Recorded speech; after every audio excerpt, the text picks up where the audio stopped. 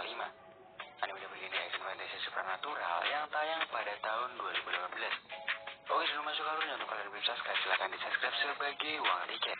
Dan jangan lupa juga untuk di like dan di share ke teman-teman kalian. So, tanpa berlama-lama lagi, viewers, let's go to the movie. Cerita dibuka dengan adanya pria bertopeng yang bernama Joker. Dia sedang mencuri di sebuah kasino. Joker ini melakukan hal tersebut tidak sendirian.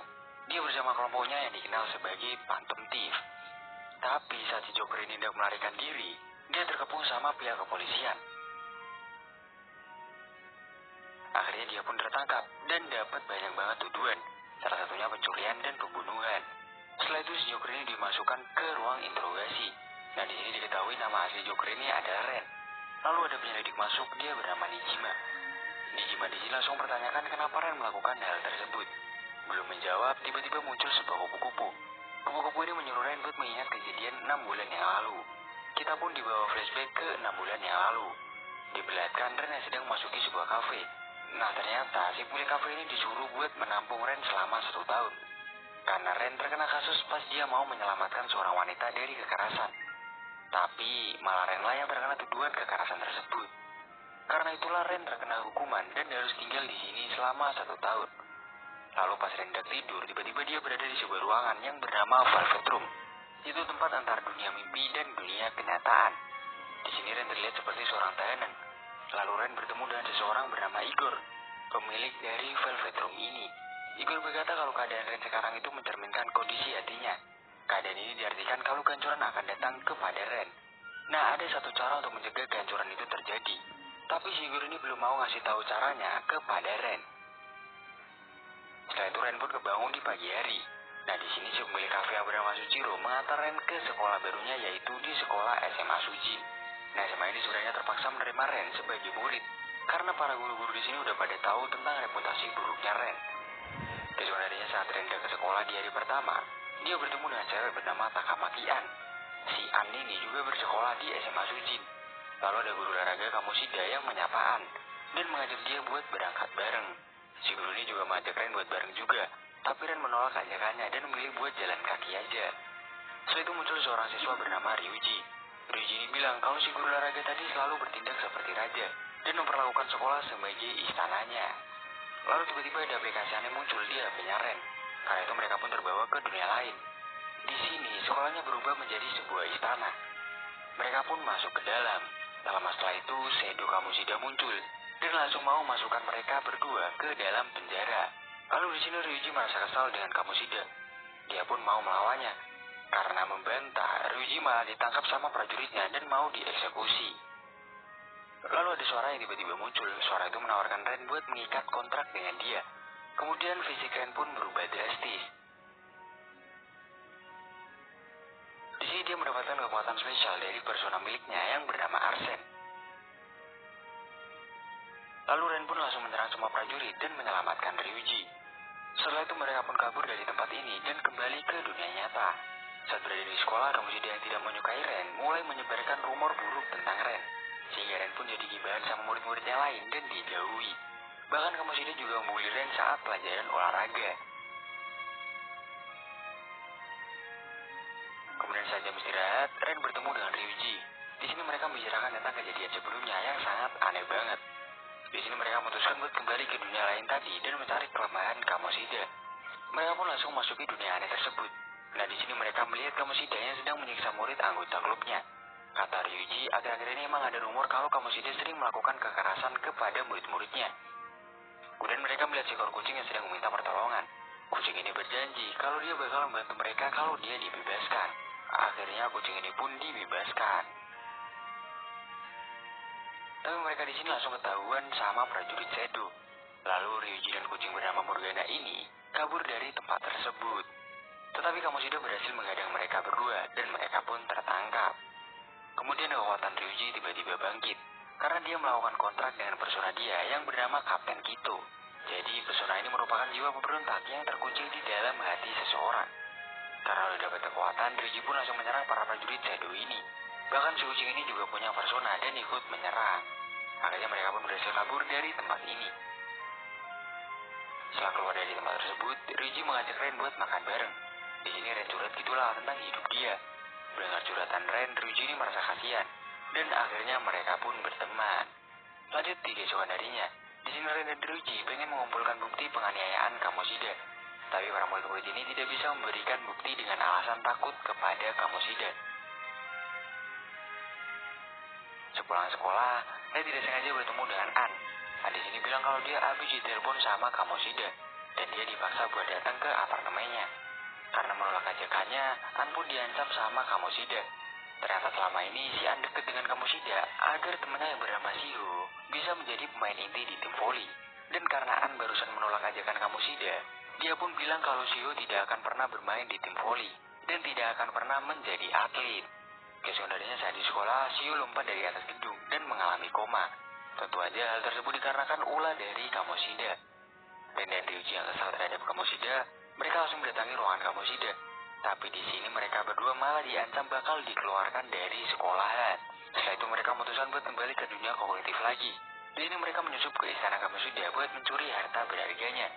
Lalu diketahui cara buat Kamoshida mengakui semua perbuatannya, yaitu dengan cara menghancurkan istana ini. Semua itu bisa mereka lakukan dengan cara mencuri barang berharga yang ada di sini. Tapi tiba-tiba Ren bertemu dengan An. Ternyata sebelum mereka masuk ke sini, An membuntuti mereka dan tanpa sengaja ikut masuk ke dunia ini. Melihat An sedang disandra, Ren mau menyelamatkannya. Tapi tiba-tiba kekuatan An bangkit. Dia menjalin kontrak dengan personanya yang bernama Charmaine. Setelah itu An pun langsung menyerang Kamoshida dan juga para prajuritnya. Tapi sayang sekali si Kamoshida di sini berhasil kabur. Kemudian setelah itu mereka bergegas mencari ruangan tempat harta Kamoshida tersimpan. Nah di sini mereka harus mendapatkan kuncinya terlebih dahulu. Dan kuncinya dibawa sama pengawal pribadi Kamoshida yang bernama Pixie. Tapi hanya bermodalkan speak-speak manja dari Ren, Pixie mau berikan kuncinya. Dan malah si Pixie ini mau bergabung sama Ren dengan tinggal di dalam hatinya. Setelah nyampe di ruangan Kamoshida, dilihat hartanya itu berbentuk sebuah mahkota. Dan tentu aja, mereka di sini harus melawan Kamoshida lagi.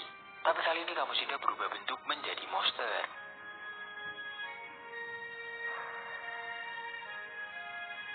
Morgana di sini memiliki rencana. Dia menyuruh Ryuji buat diam-diam mencuri mahkotanya. Dan mereka bertiga bakalan melawan monster bejat ini. Tapi rencana mereka tidak berjalan dengan mulus, karena mereka bertiga langsung terkena serangan dari Kamoshida. Lalu tiba-tiba Ren pingsan. Nah Ren di sini masuk ke dalam alam bawah sadarnya dan bertemu kembali dengan Igor. Igor di sini menawarkan kekuatan yang lebih kepada Ren. Dan sekarang Ren pun punya kekuatan pesona baru yang lebih kuat. Dengan kekuatan ini Ren langsung menyerang monster bejat ini. Morgana yang melihat hal tersebut merasa kaget. Karena selama ini dia belum pernah bertemu dengan manusia yang bisa menggunakan lebih dari satu persona. Lalu setelah itu Ren menyerang lagi ke arah monster ini dan berhasil mengembalikan keadaan. Akhirnya mereka pun berhasil mengambil mahkota tadi yang membuat istana ini hancur. Lalu di sini terlihat Kamoshida sedang menangis. Keesokan harinya saat di sekolah, Kamoshida pun mengakui perbuatannya kepada semua murid dan menyerahkan dirinya ke polisi. Murid-murid yang pernah dibully sama Kamoshida merasa senang melihat hal tersebut. Keesokan harinya berita kelompok pencuri yang berhasil merubah hati Kamoshida menjadi pembicaraan di sekolah. Lalu mereka bertiga setuju buat meresmikan kelompok ini untuk membantu orang-orang yang kesulitan di sekitar mereka dengan cara mencuri harta dari orang-orang jahat. Dan Ren dipilih sebagai ketuanya. Mereka di sini juga memiliki semacam sosmed itu buat orang yang mau curhat masalah mereka. Kelompok mereka pun bernama The Phantom Thief. Keesokan harinya An bercerita ke Ryuji dan Ren kalau dia merasa diikuti sama seseorang. Mereka pun memutuskan buat mancing orang tersebut keluar. Dan orang ini pun tertangkap basah sedang membuntuti An. Dia adalah seorang lelaki yang bernama Yusuke. Dia memperkenalkan diri sebagai murid pelukis terkenal bernama Madarame. Nah dia mengikuti An karena tertarik sama An buat menjadi model lukisannya. Tapi An di sini belum mau dijadikan model. Lalu Yusuke memberikan tiket kepada mereka bertiga agar bisa datang ke pameran seni Madarame. Setelah itu mereka pun datang ke pameran Madarame. Di sini Ren menemukan sebuah informasi yang mencurigakan tentang Madarame di sosmed. Ada netizen yang mengatakan kalau Madarame memperlakukan muridnya dengan buruk. Bahkan ia mengambil karya muridnya dan diklaim sebagai karyanya sendiri. Mereka pun langsung menanyakan ke Yusuke apakah hal itu benar atau tidak. Tapi Yusuke membantah rumor tersebut dan menyuruh mereka buat tidak mengganggu gurunya lagi. Yusuke berkata seperti itu karena Madarame udah berjasa ngebesarin dia dan mengajarinya sejak kecil. Namun mereka gak percaya gitu aja sama omongannya Yusuke ini, dan mereka memutuskan untuk mengecek playlist milik Madarame menggunakan aplikasi Metaverse milik Ren. Dan bener aja, di sini mereka mendapatkan fakta tentang hasrat Madarame yang sebenarnya. Di dalam playlist yang berbentuk museum mega ini, mereka mendengar semua perkataan busuk dari Madarame yang hanya memanfaatkan murid-muridnya aja. Setelah mengetahui fakta tersebut, Ren sebagai ketua Phantom Thief memutuskan untuk menjadikan Madarame sebagai target selanjutnya. Mereka berencana untuk mencuri hartanya dan merubah hatinya. Kemudian menurut Morgana, satu-satunya cara untuk membuka pintu ruangan harta di playlist milik Madarame, yaitu dengan cara membuka ruangan rahasia milik Madarame yang ada di dunia nyata. Karena itu, mereka pun memutuskan buat berbagi tugas. Ren dan Ryuji bakal menyusup ke dunia kognitif, sementara An bakal mengalihkan perhatian Yusuke dengan cara menjadi model lukisannya. Dan Morgana akan buka ruang rahasia milik Madarame. Setelah itu mereka pun menyebarkan kartu peringatan di seluruh penjuru museum milik Madarame. Kartu ini menyebutkan kalau mereka bakal membuat Madarame mengakui semua kelakuan bejatnya. Kemudian An pun datang ke tempatnya Yusuke. Nah, An ini datang memakai pakaian tumpuk-tumpuk yang banyak banget. Hal ini bertujuan untuk mengulur waktu agar si Morgana bisa membuka pintu rahasia. Tapi sampai bajunya habis, si Morgana ini gak bisa buka pintu tersebut. Hal itu membuat Yusuke curiga dengan kelakuannya An. Tak lama setelah itu, ada Madarame mendekat ke arah mereka. Dan di saat itu juga Morgana bisa membuka pintu rahasia tersebut. Karena panik, An dan Yusuke pun masuki ruangan tersebut. Ternyata, di dalam ruangan ini ada lukisan terkenal yang diberitakan telah hilang. Lukisan ini hendak dijual sama Madarame dengan harga yang sangat mahal. Karena merasa terdesak dan terpojok, Madarame pun mengancam mereka kalau mau melaporkan ke polisi. An pun langsung kabur keluar dan mau menggunakan aplikasi buat menuju ke dunia kognitif. Tapi karena ada Yusuke, jadinya Yusuke pun ikut masuk juga. Di sini mereka langsung berhadapan dengan Madarame. Yusuke pun mengetahui kalau emang gurunya ini gak bener. Karena Yusuke selama ini merasa dibohongi. Dia pun kesal dan akhirnya dia mengeluarkan kekuatan dan menjalin kontrak dengan persona dia yang bernama Gaemon. Setelah itu Yusuke pun langsung menyerang semua prajurit yang ada di sini. Tapi karena itu pertama kalinya Yusuke pakai kekuatan, dia pun kelelahan. Sementara Madarame berhasil kabur. Tapi karena emang tujuannya untuk mengambil harta, mereka pun tidak memperdulikannya. Lalu mereka menuju ke tempat harta Madarame tersimpan. Dan ternyata harta milik Madarame ini adalah lukisan yang tadi. Yang bikin mereka terkejut adalah lukisan tersebut ternyata dibuat sama mamanya Yusuke yang udah lama meninggal. Dan si Madarame ini mengklaim lukisan tersebut adalah lukisannya. Mendengar itu Yusuke pun semakin marah. Sementara Madarame dia berubah menjadi monster lukisan. Dengan ini semua serangan mereka tidak mempan terhadap Madarame. Sementara kekuatan Madarame berubah cairan yang bisa membuat kekuatan mereka melemah.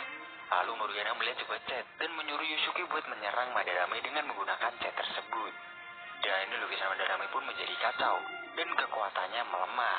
Setelah itu tim Phantom langsung menyerang mereka untuk mengalahkan Madarame.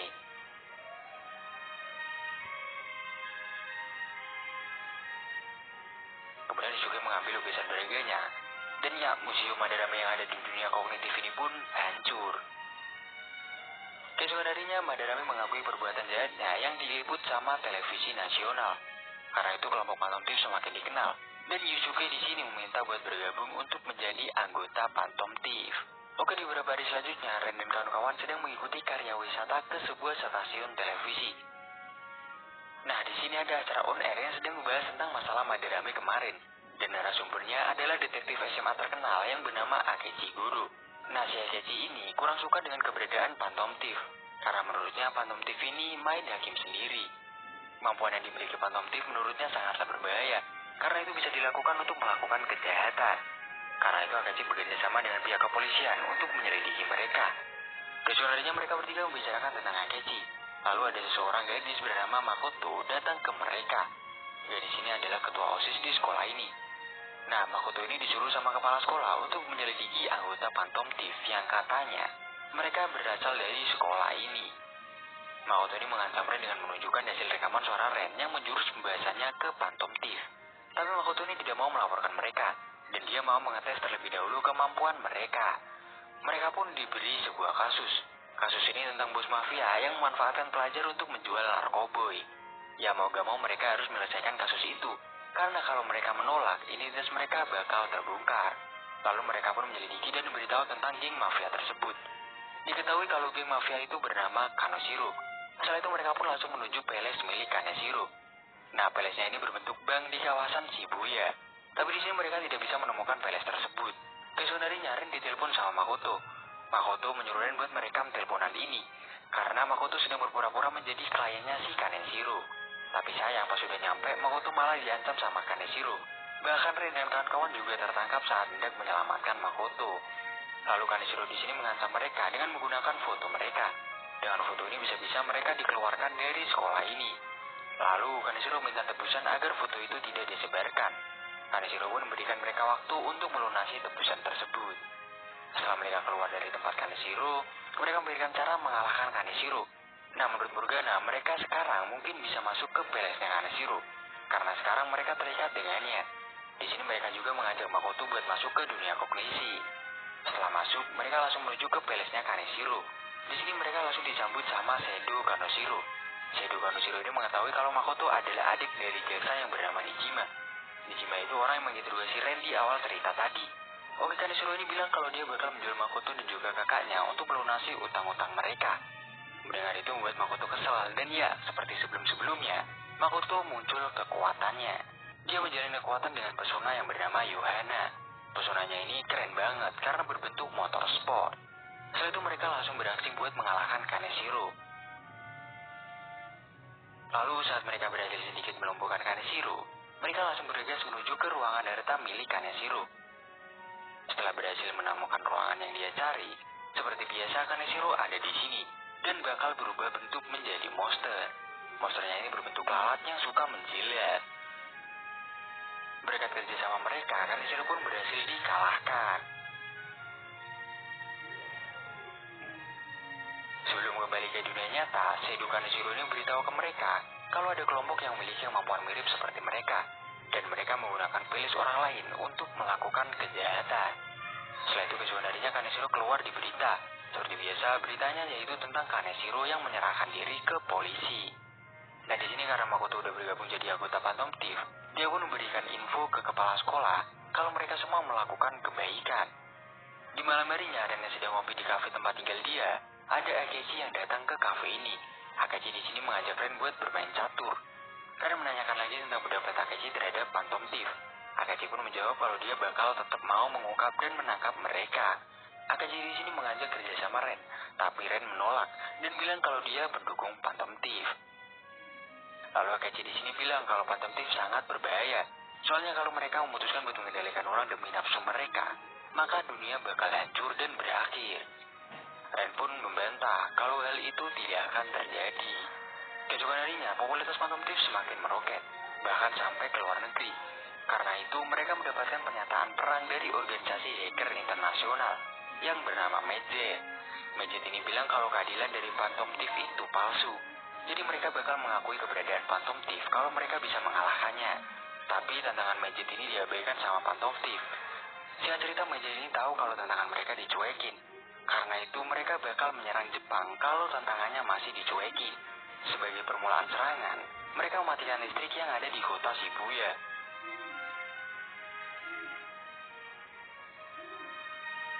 Karena itu Phantom Thief tidak punya pilihan lain selain menuruti permintaan Medjet ini. Di malam harinya, Ren tiba-tiba mendapatkan sebuah pesan dari seseorang yang mengetahui identitas asli mereka. Bahkan, ini orang tahu kalau Ren ini adalah pemimpinnya. Orang tersebut menyebut dirinya dengan nama Alibaba. Alibaba ini bilang kalau dia bisa membantu mereka buat ngalahin Medjet. Tapi dengan syarat mereka harus membantu Alibaba terlebih dahulu. Jadi si Alibaba ini meminta bantuan untuk mencuri hatinya seseorang yang bernama Futaba. Tapi tiba-tiba si Alibaba ini membatalkan kesepakatan ini dan langsung menghilang dari chat. Kesunarinya mereka memutuskan buat mencari orang yang bernama Sakura Futaba. Dan ternyata Sakura adalah nama keluarga dari om-om penjaga kafe tempat Ren menginap. Mereka pun memutuskan buat bertanya kepada Sojiro tentang hal tersebut. Sesamanya di sana, Sojiro menjelaskan semuanya. Ternyata Futaba ini adalah anak dari temannya Sojiro. Jadi Sojiro ini merawat Futaba sejak kecil karena mamanya meninggal bunuh di depan Futaba. Si Futaba ini sangat depresi, bahkan dia gak mau bicara kepada Sojiro. Lalu Futaba ini sering ketakutan mendengar suara bisikan dari mamanya. Nah, sejak saat itu Futaba ini jadi suka mengurung diri di kamar. Mendengar itu, Ren dan kawan-kawan pun berencana buat membantu Futaba dengan cara mencuri hatinya. Mereka pun sampai di depan kamarnya Futaba. Awalnya Futaba tidak mau membukakan pintu, tapi pada akhirnya pintunya pun dibuka. Nah, Futaba di sini langsung minta ke mereka buat dicuri hatinya. Ren dan kawan-kawan langsung masuk ke palace milik Futaba. Saat mereka udah masuk, ternyata Futaba ini juga memiliki aplikasi yang sama seperti milik Ren. Futaba pun menyusul masuk mereka. Ren dan kawan-kawannya pun kaget karena dia bisa masuk ke palace-nya sendiri. Setelah itu terlihat sebuah monster berkepala ibu-ibu. Di sini kekuatan mereka tidak kuat buat melawan monster tersebut. Ternyata monster tersebut adalah perwujudan dari ibunya Futaba yang selama ini menghantui-nya. Futaba merasa murka dengan monster ini. Dia pun marah dan seperti biasa kekuatan personanya muncul. Lalu dia langsung masuk ke sebuah pesawat dan menciptakan sebuah tembakan, lalu dia langsung menembakkan ke monster tersebut.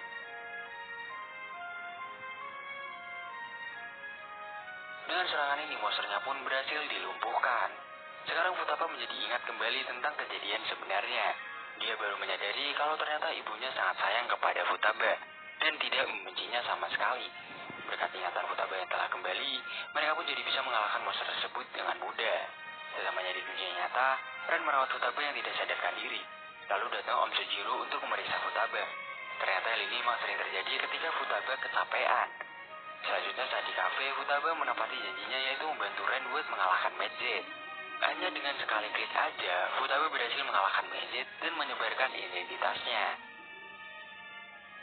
Kemenangan Phantom Thief ini membuat namanya semakin harum di masyarakat. Setelah itu para anggota Phantom berkumpul. Mereka di sini penasaran bagaimana caranya Futaba ngalahin Medjet. Ternyata Futaba ini adalah pencipta Medjet yang sebenarnya. Jadi selama ini, dia menggunakan nama Medjet untuk memberantas kejahatan yang ada di dunia internet. Nah, karena nama dia udah mulai terkenal, akhirnya banyak hacker abal-abal yang menyalahgunakan nama Medjet juga. Dan ya, si Alibaba itu adalah si Futaba sendiri. Keesokan harinya, pemberitaan tentang Kamoshida menjadi viral lagi. Bahkan banyak wartawan yang mau menggali informasi tentang Phantom Thief, yang katanya berasal dari SMA Sujin ini. Sementara pak kepala sekolah di sini kelihatan panik saat mengangkat telepon yang entah dari mana asalnya. Terlihat dari komuknya sih, kelihatan dia seperti mendapat kabar buruk. Beberapa hari selanjutnya, mereka mendengar kabar buruk soal kematian pak kepala sekolah. Jadi pak kepala sekolah ini bundir, dan Phantom Thief dituduh sebagai penyebabnya. Ya di sini mereka tidak bisa membuktikan kalau mereka tidak bersalah, karena kan identitas mereka masih rahasia. Akhirnya mau gak mau mereka harus menyelesaikan kasus tersebut dan menemukan dalang di balik ini semua. Saat mereka mencari informasi, mereka mendapatkan kejanggalan atas kematian kepala sekolah. Karena sebelumnya, pak kepala sekolah ini memesan taksi untuk menuju ke kantor kepolisian. Nah sayangnya sebelum nyampe di sana, dia meninggal ditabrak truk. Hal ini disebut tidak masuk akal karena tidak mungkin orang yang mau bundir pergi ke kantor polisi terlebih dahulu. Setelah itu mereka curiga kalau kejadian ini ada hubungannya sama Okumura. Karena setiap ada kejadian aneh, perusahaan Okumura ini selalu mendapatkan keuntungan. Kali ini mereka merasa kalau kasus ini terlalu bahaya untuk diselesaikan. Tapi Morgana kekeh mau pergi sendirian untuk menyelesaikan kasus ini. Beberapa hari setelah kepergian Morgana, mereka khawatir terhadap Morgana karena Morgana tidak pernah kembali setelah mengatakan kalau dia bakal menyelidiki kasus Okumura sendirian. Pada akhirnya mereka pun memutuskan untuk mencari tahu tentang Okumura sekalian mencari Morgana. Dalam masalah itu mereka pun bisa masuk ke palace milik Okumura. Dan ternyata semua rumor buruk tentang Okumura benar adanya. Karena mereka melihat situasi di sini seperti pegawai yang disuruh kerja selayaknya robot. Lalu mereka pun menyusuri tempat ini untuk mencari Morgana. Namun langkah mereka terhenti ketika ada sebuah pintu yang tidak bisa dimasuki. Pintu ini membutuhkan semacam sandi gitu buat membukanya. Lalu tiba-tiba muncul suara Morgana yang memanggil nama mereka. Dan di sini, Morgana juga tidak sendirian. Dia bersama seorang wanita. Lalu Morgana bilang kalau dia bakal menyelesaikan kasus ini bersama cewek ini. Bahkan cewek ini bisa membuka pintu yang ada di sini dengan mudah. Tapi sayangnya, di balik pintu tersebut ada puluhan robot yang udah menunggu mereka. Mereka pun memutuskan buat kabur dari sini dan kembali ke dunia nyata. Setelah mereka kembali ke dunia nyata, Makoto bilang kalau dia tahu identitas asli si cewek tadi. Nah, cewek tersebut bernama Haru Okumura, yang merupakan anak tunggal dari Okumura. Nah, tujuan Haru ini adalah untuk memastikan kebenaran gosip-gosip buruk tentang ayahnya. Di sini Ryuji menawarkan bantuan, tapi Haru bilang kalau dia bakal menyelesaikan masalah ini sendirian bersama Morgana. Sepulang dari sekolah, Haru bertemu dengan seorang cowok yang kasar terhadapnya. Morgana yang melihat itu langsung berusaha menolong Haru. Tapi sayangnya, Morgana malah tertendang dan terluka. Lalu dengan sisa tenaga yang dimiliki Morgana, dia berteriak sekeras mungkin. Teriakan tersebut terdengar sama Ryuji. Dan ya, mereka pun menyelamatkan Haru dari orang kasar ini. Setelah itu, mereka kumpul di tempatnya Ren sambil mengobati Morgana. Nah, di sini Haru menceritakan kenapa dia bisa bertemu dengan Morgana di dunia kognitif. Ternyata awalnya Haru ini cuma mengikuti Morgana yang kelihatan sedang murung. Karena itu, jadinya Haru ini ikut ke dunia kognitif. Lalu saat Morgana kewalahan dan tidak bisa bertarung lagi, Haru pengen menolongnya. Nah, seperti biasa kekuatan persona Haru muncul di sini. Dan pada akhirnya, mereka pun bakal bekerja sama buat mencuri hati Okumura. Kecuali mereka masuk lagi ke Palace Okumura. Awalnya semua berjalan dengan mulus, hingga pada akhirnya Haru berhasil mengalahkan ayahnya dan menyadarkannya.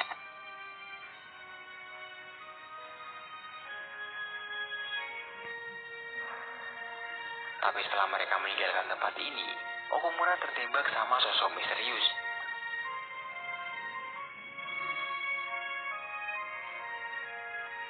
Kemudian di dunia nyata, Okumura mengakui kesalahannya di depan media. Sampai tiba-tiba Okumura ini kesakitan dan terjatuh.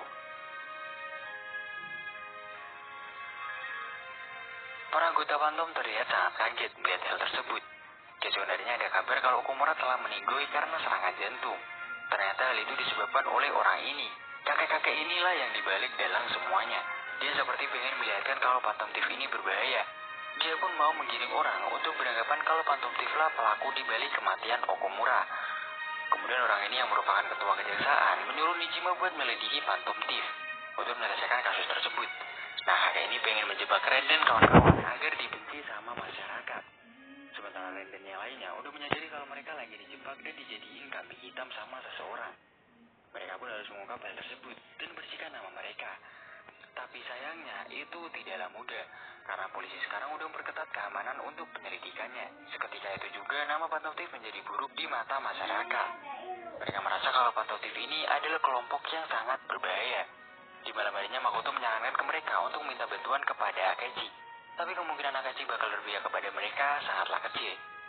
Dan saat Akechi diundang dalam sebuah acara, dia mengatakan kalau sekarang tertarik dan mendukung anggota Phantom Thief. Setelah itu Akechi minta Makoto buat menemuinya bersama teman-temannya juga. Dan mereka pun bertemu. Di sini Akechi bilang kalau dia tahu kalau mereka bisa masuk ke dunia lain. Karena pada saat mereka mau masuk ke Palace Okumura, Akechi membutuhkan mereka dan melihatnya. Bahkan Akechi juga merekamnya. Setelah itu ada orang misterius dari belakang yang mau membunuh nyawanya Okumura. Ketika orang misterius ini menyadari keberadaan Akechi, Akechi pun mau melawan. Lalu tanpa sengaja dia membagikan kekuatan personanya. Nah, di sini Akechi menawarkan kerjasama kepada mereka. Akechi berjanji bakal bantu membersihkan nama mereka. Tapi dengan syarat, mereka harus membubarkan Phantom Thief setelah menyelesaikan kasus ini.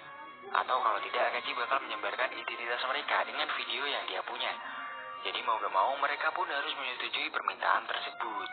Kecuali darinya, Akechi memberitahukan kalau Nijima semakin lepas kendali dan rela melakukan apapun demi menyelesaikan kasus tentang Phantom Thief ini.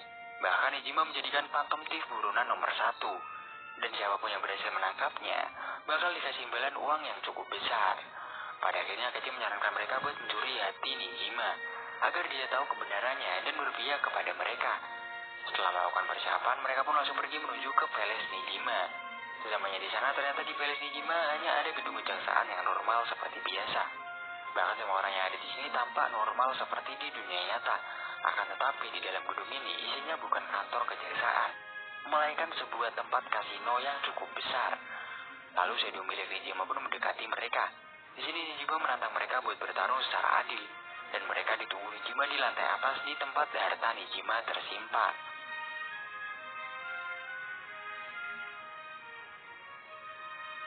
Setelah nyampe di lantai atas, mereka langsung berhadapan dengan Nijima. Ren dan kawan-kawan pun menyerang Nijima secara bergantian. Tapi sepertinya Nijima ini terlalu kuat. Meskipun begitu, musuh adalah musuh yang bakalan kalah sama MC. Karena itu Ren dan Akechi pun melakukan serangan gabungan yang membuat Shadow Nijima tumbang. Dengan begitu, hati Nijima pun berhasil diubah. Tapi setelah itu tiba-tiba Futaba merasakan bahwa mereka telah dikepung sama banyak orang. Akhirnya Ren menyuruh teman-temannya buat kabur, dan dia bakal menjadi umpannya. Setelah itu Ren pun ditangkap sama anggota kepolisian yang telah mengepung gedung tersebut. Di sini Akechi dan yang lainnya sangat khawatir melihat Ren ditangkap. Setelah ditangkapnya Ren, Makoto dan yang lainnya sedang melakukan diskusi. Menurut Akechi, Ren bakal dibawa ke ruangan bawah tanah buat dilakukan interogasi. Kemudian Akechi memutuskan buat menyelamatkan Ren sendirian, karena hanya dialah yang bisa menyelamatkan Ren. Setelah itu Akechi pun pergi.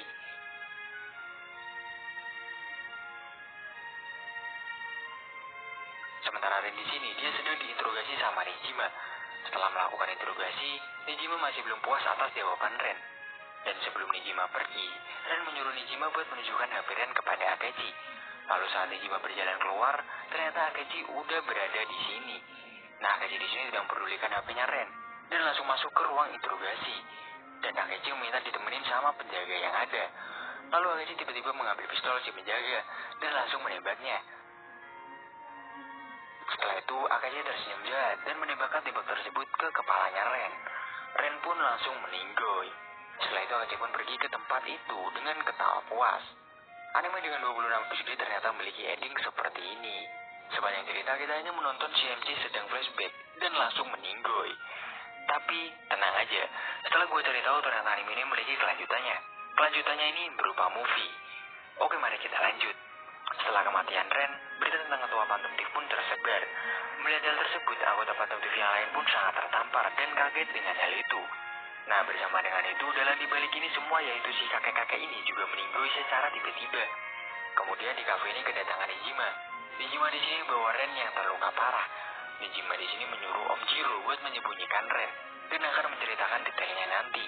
Keesokan harinya Ren sama Sujiro hendak menuju ke kafe. Nah, di sini Ren bertemu lagi dengan anggotanya yang lain. Mereka semua kelihatan senang melihat Ren baik-baik aja. Setelah itu Nijima menjelaskan tentang apa yang terjadi. Ternyata tertangkapnya Ren kemarin hanyalah jebakan untuk Akechi. Jadi sebenarnya Ren dan yang lainnya udah pernah mengunjungi Palace Nijima tanpa mengajak Akechi. Dan ada beberapa tempat di Palace Nijima yang mirip seperti dunia nyata.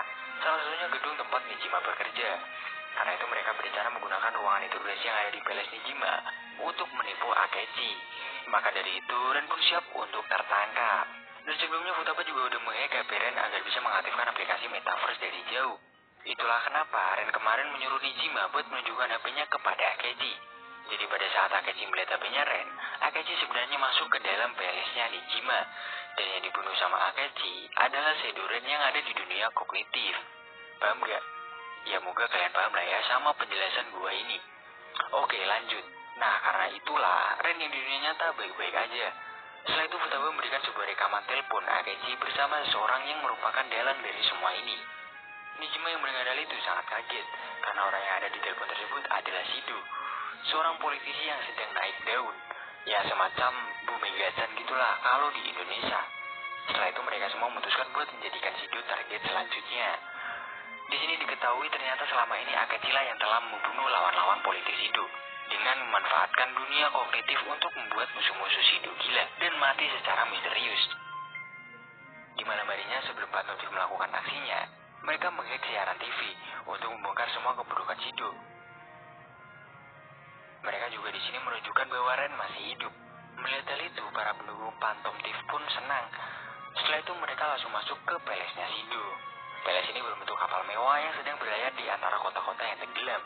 Ini mengartikan kalau Shido sangatlah berbahaya karena dia rela dunia ini tenggelam demi tercapainya tujuannya. Kemudian di sini mereka bertemu dengan Akechi. Dan ya, Ren pun melawan Akechi 1 lawan 1. Karena kekuatan Ren emang lebih tinggi dari Akechi, ya Akechi pun pada akhirnya berhasil dilumpuhkan. Lalu tiba-tiba muncul Shadow milik Akechi yang tercipta dari pemikiran Shido tentang Akechi. Nah, di sini Akechi menyadari kalau ternyata Shido ini memiliki pikiran jahat terhadap Akechi. Akechi pun memutuskan buat membantu Ren dan kawan-kawan dengan menghabisi semua musuh sendirian. Sementara Ren disuruh buat menuju ke ruangan harta milik Shido. Sesampainya di sana mereka udah ditunggu sama Shido. Nah, kekuatan mereka semua ini tidak bisa menandingi kekuatannya Shido.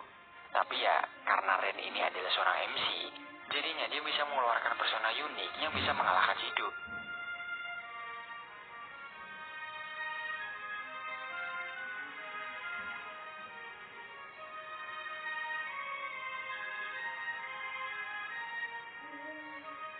setelah mengalahkan Shido, mereka pun mengambil harta milik Shido. Seperti biasa saat di dunia nyata, Shido bakal mengakui semua kejahatan yang udah dilakukannya. Tapi anehnya, para warga yang ada di sini tidak percaya dengan pengakuan Shido dan tetap mendukung Shido untuk menjadi pemimpin mereka. Dan anehnya lagi, Phantom Thief di sini dianggap tidak pernah ada dan hanya dijadikan legenda rakyat aja. Setelah itu di sebuah kafe diperlihatkan Nijima yang sedang berdiskusi bersama Ren. Ternyata Nijima ini dikeluarkan dari penyelidikan khusus Phantom Thief karena Nijima dituduh memiliki hubungan dengan Phantom Thief. Karena itu Nijima merasa khawatir bila kejahatan menggunakan dunia kognitif bakal masuk skala nasional. Dia pun meminta bantuan ke Phantom Thief untuk merubah pandangan orang-orang agar tidak mendukung Shido. Tentu aja ini bakalan sulit karena target mereka masyarakat yang merupakan orang banyak, bukan individu. Nah, di sini Morgana bilang kalau mereka bisa merubah hati masyarakat dengan cara mencuri harta yang ada di Mementos. Tapi jika mereka melakukan itu, maka seluruh dunia metaverse bakalan hilang. Kalau itu hilang, maka mereka tidak akan lagi bisa menggunakan kekuatan persona miliknya. Mendengar hal itu, mereka semua tidak keberatan dan memutuskan buat melakukan misi ini sebagai misi terakhir mereka sebagai The Phantom Thief. Mereka pun langsung menuju ke Mementos untuk mencuri harta berharganya. Saat berada di sini, Morgana seperti mengingat sesuatu, tapi itu masih abu-abu. Sepertinya perjalanan ini bisa mengungkap masa lalu Morgana. Kemudian saat mereka masuk lebih dalam lagi, terlihat ada banyak orang yang dipenjara. Setelah itu mereka melihat sebuah cawan suci yang ada di tengah-tengah Mementos. Ternyata benda inilah yang udah mengatur pikiran manusia. Karena itulah digambarkan orang yang lagi dipenjara. Nah, benda ini mengeluarkan cahaya yang membuat mereka semua kembali ke dunia nyata. Sesampainya di dunia nyata, mereka merasa heran dengan perubahan yang terjadi. Tapi orang-orang di sini tidak bisa melihat hal tersebut. Tak lama setelah itu, Ren dan yang lainnya mulai menghilang satu persatu. Ternyata eksistensi mereka sekarang tidaklah nyata, karena para warga menganggap mereka hanyalah legenda rakyat belaka. Setelah itu Ren tiba-tiba terbangun di bawah alam sadarnya.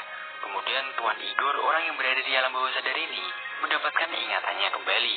Diketahui ternyata Morgana adalah makhluk ciptaan dari Igor untuk menuntun Trickster agar bisa menyelamatkan dunia. Dan Trickster yang dimaksud adalah si Ren ini. Setelah itu Igor memberikan satu kesempatan lagi kepada Ren untuk mengalahkan cawan suci. Mereka pun kembali ke dunia nyata yang udah mulai menyatu dengan dunia metaverse. Setelah itu mereka melihat bentuk dari cawan suci yang sebenarnya. Dia adalah sosok bernama Yaldabot. Dia terlahir dari alam bawah sadar manusia. Mereka pun langsung menyerang dan berusaha semaksimal mungkin. Tapi sayang, kekuatan Yaldabot sangatlah kuat. Ditambah, tidak ada warga yang mendukung Phantom Thief sama sekali. Namun salah satu dari warga menyuarakan suara untuk mendukung Phantom Thief. Akhirnya mulai ada warga yang mendukung mereka.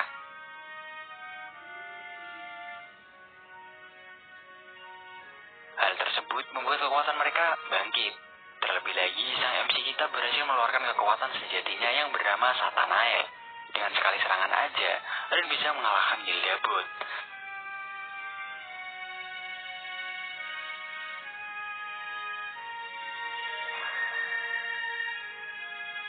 Atas kekalahan Yaldabot, dunia pun kembali menjadi normal seperti biasa. Dan sekarang mereka tidak bisa masuk lagi ke dunia kognitif atau metaverse. Karena itu Phantom Thief pun dibubarkan. Dan akhirnya mereka menjalankan hidup normal dan bahagia. Nah, inilah ending sebenarnya dari anime Persona 5. Ceritanya sendiri menurut gue lumayan muter-muter ya. Pusing juga kita nontonnya. Tapi moga aja dengan adanya alur cerita ini, kalian bisa paham dengan mudah. Terima kasih sudah menonton video kali ini sampai